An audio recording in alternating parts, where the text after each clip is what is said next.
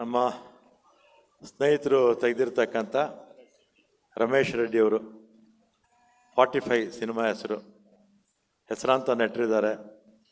ಅದರಲ್ಲಿ ಉಪೇಂದ್ರ ಅವರು ಸುಮಾರು 30 ವರ್ಷ ಮೇಲಾಯಿತು ಚಲನಚಿತ್ರರಂಗಕ್ಕೆ ಬಂದು. ಅದೇ ರೀತಿ ಶೆಟ್ರಿದ್ದಾರೆ, ನಮ್ಮ ಇಂದ್ರಜಿತ್ ಅವರಿದ್ದಾರೆ, ಶಿವರಾಜ್ ಕುಮಾರ್ ಅವರು ಇಲ್ಲ, ಫಾರಿನ್ಗೆ ಹೋಗಿದ್ದಾರೆ, ಬರ್ತಾರೆ, ಆರೋಗ್ಯವಾಗಿ ಬರಲಿ ಅಂತ ನಾವು ಕೂಡ ಪ್ರಾರ್ಥನೆ ಮಾಡೋಣ.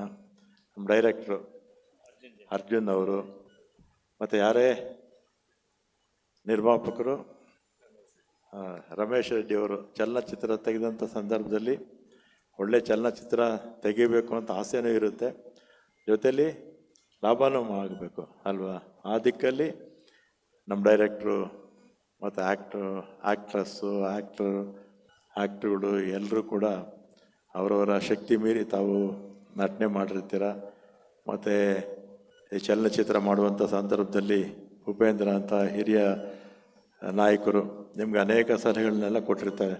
ಅದರಿಂದ ಈ ಚಲನಚಿತ್ರ ಯಶಸ್ವಿಯಾಗಲಿ, ನಮ್ಮ ಡೈರೆಕ್ಟ್ರಿಗೂ ಒಳ್ಳೆಯ ಹೆಸರು ತರಲಿ, ಪ್ರೊಡ್ಯೂಸರ್ಗೂ ಒಳ್ಳೆಯ ಹೆಸರು ತರಲಿ, ಮತ್ತು ಆ್ಯಕ್ಟ್ ಮಾಡಿರ್ತಕ್ಕಂಥ ಎಲ್ಲ ಆ್ಯಕ್ಟ್ರುಗಳಿಗೂ ಕೂಡ ಒಳ್ಳೆಯ ಹೆಸರು ತರಲಿ. ಮತ್ತು ಎಲ್ಲದಕ್ಕಿಂತಲೂ ಬ್ಯಾಕ್ಗ್ರೌಂಡಲ್ಲಿ ಇರ್ತಾರಲ್ಲ ಅವ್ರಿಗೂ ಕೂಡ ಈ ಸಂದರ್ಭದಲ್ಲಿ ಶುಭಾಶಯ ಕೋರಿ ನಾನು 2 ಮಾತು ಮುಗಿಸ್ತೇನೆ.